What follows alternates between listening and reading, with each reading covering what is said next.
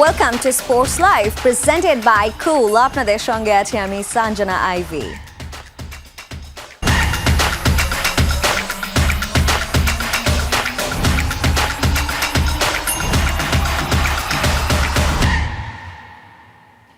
টি-20 বিশ্বকাপ খেলা নিয়ে আইসিসির বোর্ড সভায় পারল না বাংলাদেশ, যেখানে ভোটাভুটিতে সিদ্ধান্ত হয় ভারতে খেলতে যেতে হবে বিসিবিকে, নইলে বিকল্প দল নেবে সংস্থাটি। বলা হচ্ছে সেই দেশ হচ্ছে স্কটল্যান্ড।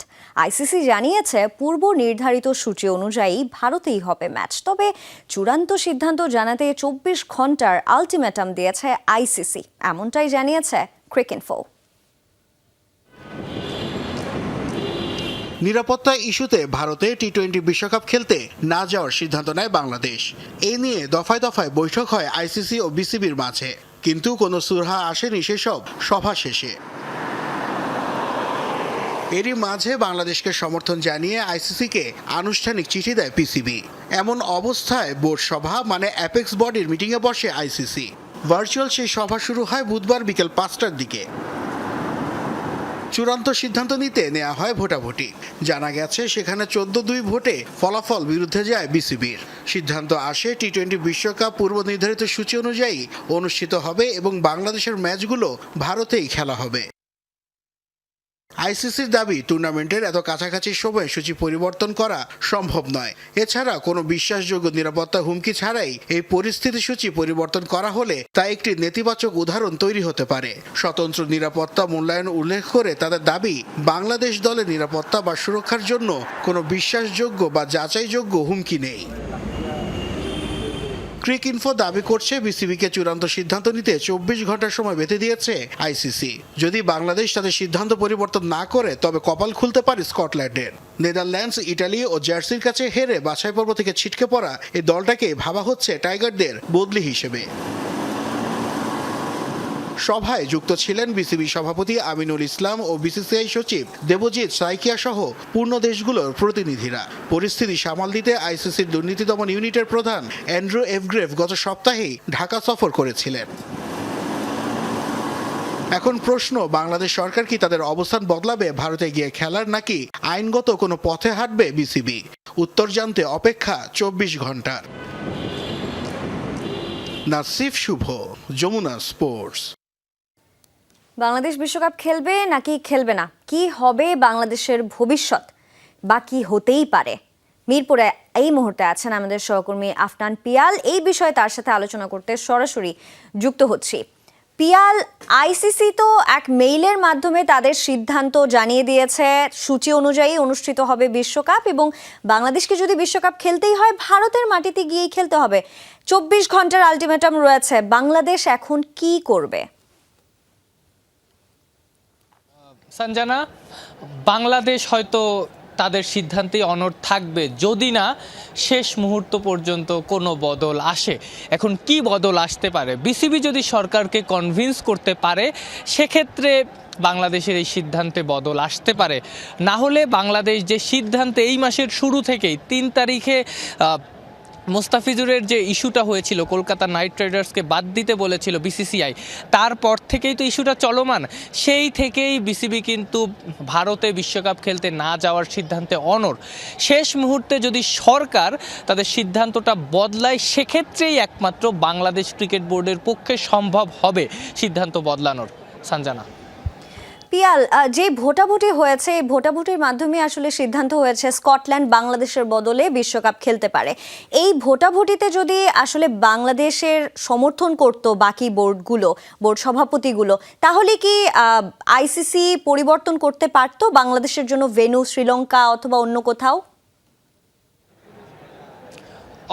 অবশ্যই এইসব ভোটাভুটি তখনই হয় যখন একটা সিদ্ধান্ত নেওয়া হয় আইসিসি থেকে, এবং ভেন্যু পরিবর্তনের সিদ্ধান্তটা কিন্তু আইসিসি বোর্ড সভা ছাড়া নিতে পারতো না। আমরা জানি কি, বাংলাদেশ ক্রিকেট বোর্ডের যখন কোনো সিদ্ধান্ত নিতে হয় সেটা কিন্তু বোর্ড সভায় অনুমোদিত হতে হয়।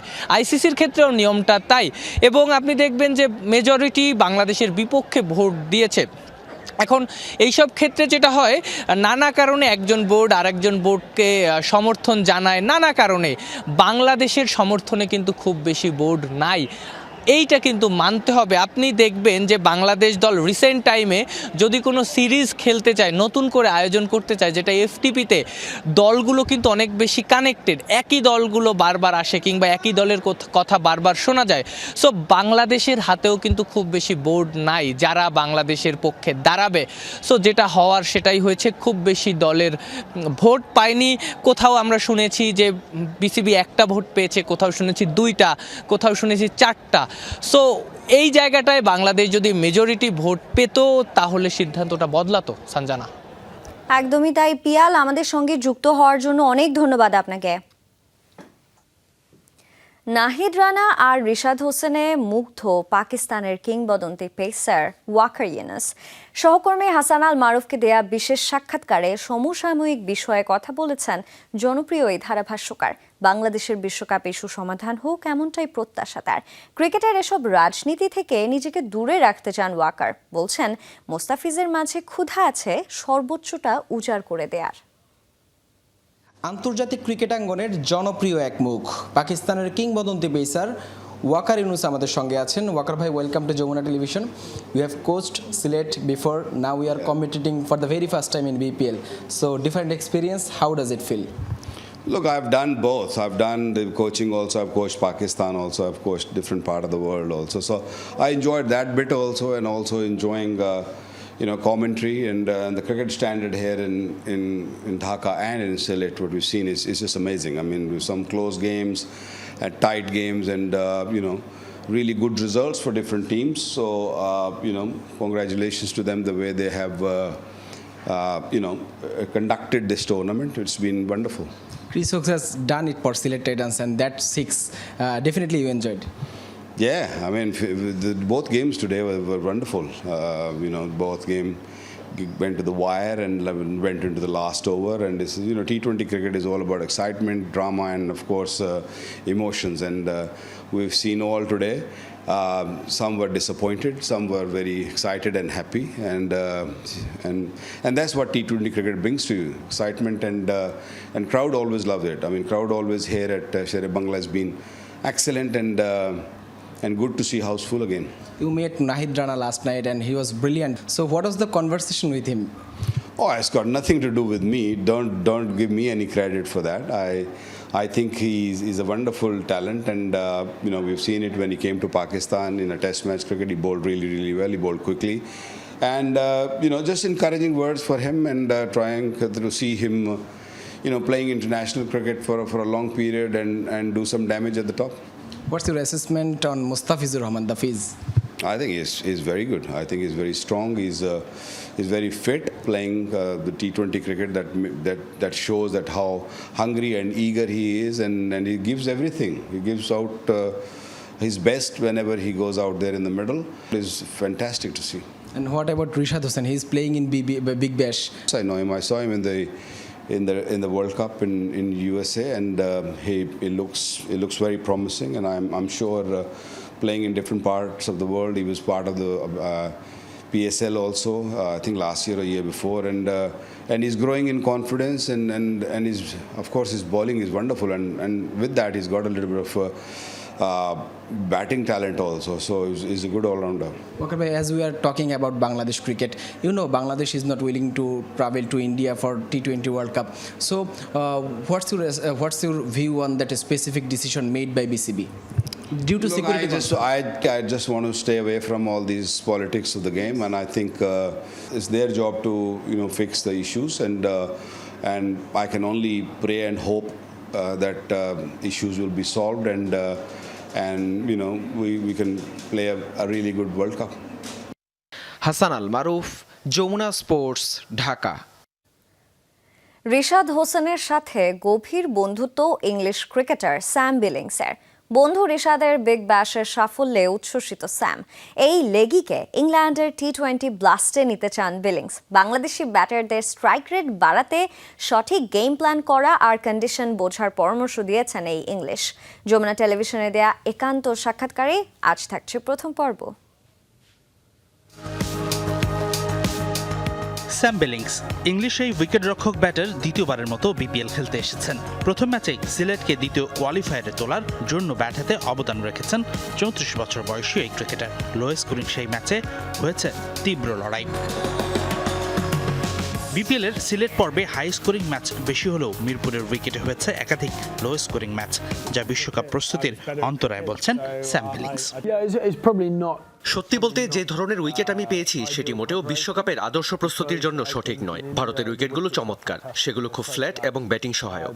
এখানে খুব ভালো স্ট্রাইক রেটে রান করতে হবে। বাংলাদেশ দলে প্রতিভার কমতি নেই, সঠিক দল নির্বাচন করলে বিশ্বকাপে ভালো করা সম্ভব। ইংল্যান্ডের হয়ে 37টি টি20 খেলেছেন বিলিংস। বিশ্বের সব বড় বড় ফ্রাঞ্চাইজি লিগের নিয়মিত মুখ তিনি, কারণ লোয়ার মিডলে তার আগ্রাসী ব্যাটিং আর ম্যাচ ফিনিশিং এর স্কিল। সেই হিসেবেই বিলিংসের কাছে জানতে চাওয়া কি করলে পাওয়ার হিটিং এ সাফল্য পাবে বাংলাদেশের তরুণ ব্যাটাররা। সবাই পাওয়ার হিটিং নিয়ে এখন অনেক কথা বলে। অবশ্যই এটি একটি কঠিন দক্ষতা, তবে আমি মনে করি দ্রুত রান তোলার জন্য আরো অনেক উপায় আছে। সঠিক গেম প্ল্যান, কন্ডিশনকে সঠিকভাবে বোঝার দক্ষতাও ব্যাটারের স্ট্রাইক রেট বাড়িয়ে দেয়। নিজের সামর্থ্য বুঝে সেই হিসেবে গেম প্ল্যান সাজালেই সাফল্য মিলবে। 2025 সালে পাকিস্তান সুপার লিগে একই দলে খেলেছিলেন বাংলাদেশের রিশাদ হোসেন ও স্যাম বিলিংস। সেই সময় ঘনিষ্ঠ বন্ধুত্ব হয় দুজনের। গত এক বছরে রিশাদের উন্নতিতে উচ্ছ্বসিত স্যাম। রিশাদ একদিন সাকিব আল হাসানের মতো দেশের পোস্টার বয় হবেন বিশ্বাসেই ইংলিশের। রিশাদ আমার খুব ভালো বন্ধু, কাল রাতেও কথা হয়েছে। সে দারুণ খেলোয়াড়, গত কয়েক বছরে সে অনেক উন্নতি করেছে। বিগ ব্যাশে সে খুবই ভালো পারফরমেন্স করেছে। সাকিবের মতো বিশ্বসেরা হবার সব রসদই আছে তার। কাজের প্রতি একাগ্রতা, চারিত্রিক দৃঢ়তা এবং ক্রিকেটের প্রতি ভালোবাসা তাকে অনেক দূর নিয়ে যাবে। আমি ওকে ইংল্যান্ডের ঘরোয়া লিগে নিয়ে যেতে চাই। গত বছর চেষ্টা করেছিলাম, সফল হয়নি, কিন্তু এবার হব আশা করছি। হাসিনুর রহমান, যমুনা স্পোর্টস, ঢাকা। এবারে জানাতে চাই ফুটবলের খবর। শেকড়ের টানে সুইডেন থেকে বাংলাদেশে আইএফ ব্রোমা পোকারনার হয়ে সুইডিশ লিগ কাঁপানো আনিকা রানিয়া সিদ্দিকী ডাক পেলেন জাতীয় দলের ক্যাম্পে। 28 জানুয়ারি থেকে অনুশীলনে যোগ দিচ্ছেন তিনি। যমুনা টেলিভিশনকে নিশ্চিত করেছেন হেড কোচ পিটার বাটলার। বুধবার দেখাও করেছেন হেড কোচের সঙ্গে। অনুশীলনে কোচের মন জয় করতে পারলে নিশ্চিতভাবেই ঢুকে যাবেন মিশন অস্ট্রেলিয়ার প্লেইং লিস্টে। বিমানে চড়ে সুইডেন থেকে নতুন স্বপ্ন নিয়ে এখন বাংলাদেশে প্রবাসী ফুটবলার আনিকা রানিয়া সিদ্দিকী মঙ্গলবার ইনস্টাগ্রামে পোস্ট করে সবাইকে জানিয়ে দিয়েছিলেন। বুধবার হেড কোচ পিটার বাটলারের সঙ্গে কিছুটা গোপনে অভিভাবক সহ দেখা করেছেন তিনি। সাক্ষাৎ শেষে বাসায় নিয়ে গেছেন সুখবর। 28 জানুয়ারি তাকে জাতীয় দলের ক্যাম্পে যোগ দিতে বলেছেন হেড কোচ। যমুনা টেলিভিশনকে হোয়াটসঅ্যাপে নিশ্চিত করেছেন পিটার বাটলার নিজেই। আনিকার হাত ধরে নতুন অধ্যায়ে পা রাখল বাফুফে। এতদিন কেবল জাপান প্রবাসী ফুটবলার মাতসুশিমা সুমাইয়াই ছিলেন নারী দলের একমাত্র প্রবাসী ফুটবলার। এবার সেখানে যোগ দিলেন ইউরোপের ক্লাব ব্রোমা পোকারনার হয়ে খেলা আনিকা। সুইডিশ কাপের মতো মর্যাদাপূর্ণ আসরে খেলা 20 বছর বয়সী আনিকা যদি শেষ পর্যন্ত জাতীয় দলে টিকে যান, তবে সেটি হবে দেশের নারী ফুটবলে নতুন দিগন্তের উন্মোচন। আপাতত ট্রেনিং সেশনে আনিকাকে বাজিয়ে দেখবেন হেড কোচ। কোচের মন জয় করলে মিলবে মিশন অস্ট্রেলিয়া যাবার টিকিট। আনিকার বাংলাদেশি পাসপোর্ট থাকায় ফিফার নিয়ম অনুযায়ী বাংলাদেশের হয়ে আন্তর্জাতিক ম্যাচ খেলার প্রক্রিয়া কিছুটা সহজ। আনিকার যা ফুটবল স্কিল তাতে বলাই যায় জাতীয় দলের হয়ে এশিয়ান কাপের মূল পর্বে খেলা তার সময়ের ব্যাপার মাত্র। মেহেদি নাইম, যমুনা স্পোর্টস, ঢাকা। নিঃসন্দেহে বাংলাদেশ নারী দলের জন্য এটি একটা বড় সুখবর বটে এবং আনিকার জন্য থাকছে অনেক অনেক শুভকামনা। আর এই পর্যায়ে সময় হলো একটি স্ট্র্যাটেজিক টাইম আউটের, so stay connected. Welcome back once again to sports live. এবারে সাফ নারী ফুটসাল টুর্নামেন্টের খবর। নিজেদের চতুর্থ ম্যাচে শ্রীলঙ্কাকে 6-3 গোলে হারিয়েছে বাংলাদেশ। শুরুতেই 2 গোলে পিছিয়ে থাকলেও শেষ পর্যন্ত পূর্ণ 3 পয়েন্ট নিয়ে মাঠ ছাড়ে সাবিনারা। ম্যাচে দারুণ শুরু পায় শ্রীলঙ্কা। 2 গোলের লিড পেয়ে যায় প্রথম কয়েক মিনিটের মধ্যেই। পরবর্তীতে অধিনায়ক সাবিনা খাতুন জোড়া গোল করে খেলায় সমতা আনে বাংলাদেশ। বিরতির পর পাল্টে যায় ম্যাচের চিত্র। সাবিনা কৃষ্ণাদের গতি, স্কেল ও অভিজ্ঞতার কাছে থমকে যায় লঙ্কানদের আধিপত্য। সাবিনার কর্নার থেকে সুমাইয়ার জোরালো শটে লিডও পেয়ে যায় বাংলাদেশ। এরপর আর পেছনে ফিরে তাকাতে হয়নি। ম্যাচের শেষ দিকে একটি গোল হজম করলেও লাল সবুজের প্রতিনিধিরা আরও 3 গোল আদায় করে বড় জয় নিয়ে মাঠ ছাড়ে। মেলবোর্নের টেনিস কোর্টে জেলিফিশ লুকে সবাইকে চমকে দিলেন নাওমি ওসাকা। 2 বছর বয়সী মেয়ে সাইয়ের অনুপ্রেরণায় জেলিফিশ পোশাকে হাজির হয়ে গ্যালারির চোখ ধাঁধিয়ে দিলেন তিনি। কেবল স্টাইলেই নয়, ক্রোয়েশিয়ার রুজিসের বিপক্ষে অবিশ্বাস্য প্রত্যাবর্তনের গল্প লিখে লড়াইয়েও জিতেছেন এই জাপানি তারকা। নীল সাগরের ঢেউকে এবার আছড়ে পড়ল মেলবোর্নের টেনিস কোর্টে। চোখ ধাঁধানো নীল আর সাদার মায়াবী এক সাজে যখন রেড লেভার এরেনায় ঢুকলেন নাওমি ওসাকা, গ্যালারির সবার চোখ তখন চড়ক গাছ। টেনিস কোর্ট যেন মুহূর্তেই হয়ে উঠল প্যারিস ফ্যাশন উইকের র্যাম্প। জেলিফিশ লুকে কোর্টে নামলেন ওসাকা। কিন্তু ওসাকার মাথায় হঠাৎ জেলিফিশ কেন? জাপানিজ এই তারকা জানালেন এর কারিগর তার 2 বছর বয়সী মেয়ে সাই। মেয়েকে বই পড়ে শোনানোর সময় এক জেলিফিশের ছবি দেখেই ওসাকার মনে গেঁথে যায় এই ভাবনা। নাইকির সহায়তায় সেই স্বপ্নকে বাস্তবে রূপ দিয়েছেন বিয়ন্সে বা কার্ডিবির মতো তারকাদের স্টাইলিস্ট রবার্ট উন। আমি একটু ব্যতিক্রম, মাঝে মাঝে নিজেকে ভিন্নভাবে সাজাতে পছন্দ করি। নাইকিকে অনেক ধন্যবাদ, কারণ আমাকে এটি ডিজাইন করার সুযোগ দিয়েছে। আমি সত্যি কৃতজ্ঞ যে আমি যা ভালোবাসি তাই করতে পারছি। এটি সত্যিই খুব সুন্দর। তবে সবার নজর কেড়েছে একটি ছোট্ট মুহূর্ত।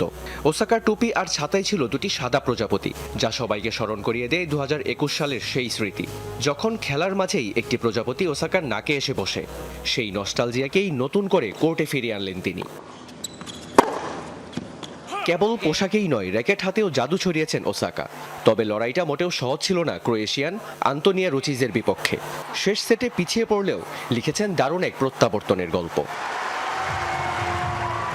স্টাইল আর স্ট্যামিনা 2 বিভাগেই লেটার মার্ক নিয়ে পাশ করেছেন ওসাকা। এমন দুর্দান্ত জয়ের পর জেলিফিশের মতো ডানা মেলে এবার 3য় অস্ট্রেলিয়ান ওপেন ছুঁতে পারবেন কি এই জাপানি তারকা? Riyan রাফতি, Jamuna sports. UEFA champions লিগে আলাদা ম্যাচে আজ রাতে মাঠে নামবে বায়ার্ন মিউনিখ, চেলসি ও লিভারপুল। লিভারপুল লড়বে মার্শেইর বিপক্ষে আর বার্সেলোনার প্রতিপক্ষ স্লাভিয়া প্রাগা। সবগুলো ম্যাচ শুরু হবে রাত 2টায়। ঘরের মাঠে স্প্যানিশ চ্যাম্পিয়ন বার্সেলোনার বিপক্ষে লড়বে স্লাভিয়া প্রাগা। আসরে 6 ম্যাচ খেলে এখনও জয়ের দেখা পায়নি চেক ক্লাবটি। 3 ড্রয়ে 3 পয়েন্ট নিয়ে 36 দলের মধ্যে আছে 33 নম্বরে। বিপরীতে 3 জয় ও 1 ড্রয়ে 10 পয়েন্ট নিয়ে 15 নম্বরে অবস্থান বার্সেলোনার। তবে টানা 11 জয়ের পর লা লিগায় সবশেষ ম্যাচে রিয়াল সোসিয়েদাদের কাছে হেরেছে কাতালান জায়ান্টরা। নিষেধাজ্ঞার কারণে লামিন ইয়ামাল খেলতে পারবেন না এই ম্যাচে। অপর ম্যাচে ফরাসি ক্লাব মার্শেইর আতিথ্য নেবে ইংলিশ জায়ান্ট লিভারপুল। আফ্রিকান শ্রেষ্ঠত্বের লড়াই শেষে অল রেডস শিবিরে যোগ দিয়েছেন মোহাম্মদ সালাহ। আফকন কাপে চতুর্থ হয়েছে সালার দেশ মিশর। আসরে 4 জয় ও 2 পরাজয়ে 12 পয়েন্ট নিয়ে টেবিলের 9 নম্বরে অবস্থান লিভারপুলের। বিপরীতে টানা 2 জয়ে ভালো অবস্থানে মার্শেই, সমান 3 জয় ও পরাজয়ে 9 পয়েন্ট আছে দলটির সংগ্রহে। আর এই ছিল আজকের স্পোর্টস লাইভে। এতক্ষণ সঙ্গে থাকার জন্য সবাইকে ধন্যবাদ। আল্লাহ হাফেজ।